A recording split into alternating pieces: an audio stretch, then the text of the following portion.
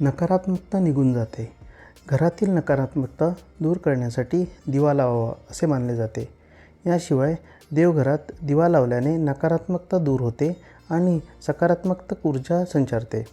दिवा लावण्याचा अर्थ अंधकार दूर करून घर प्रकाशाने भरणे असा आहे. वास्तुदोषासाठी प्रत्येक खोलीत तुपाचा दिवा लावल्यास घरातील वास्तुदोष दूर होऊन सुख समृद्धी येते. देवघरात संध्याकाळी तुपाचा दिवा लावल्याने गरिबी दूर होते अशी श्रद्धा आहे.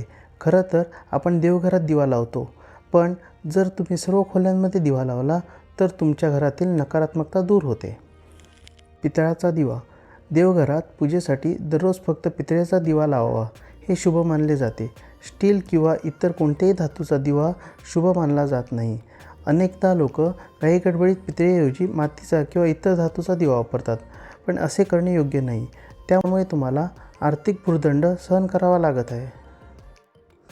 आमच्या चॅनलला भेट दिल्याबद्दल धन्यवाद. तुमची प्रतिक्रिया कमेंट बॉक्समध्ये नक्की कळवा आणि आमच्या चॅनलला सबस्क्राईब करायला विसरू नका. थँक्यू.